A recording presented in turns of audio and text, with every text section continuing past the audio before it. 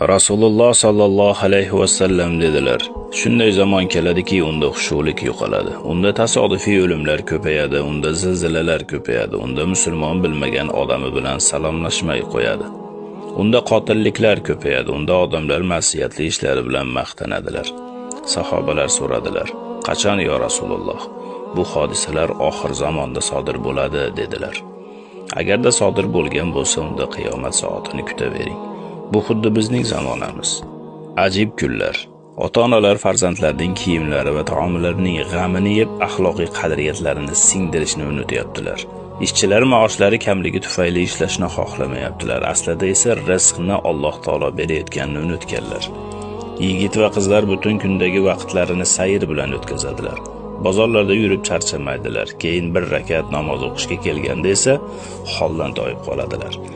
Yigit va qizlar musiqalarni sevib tinglaydi.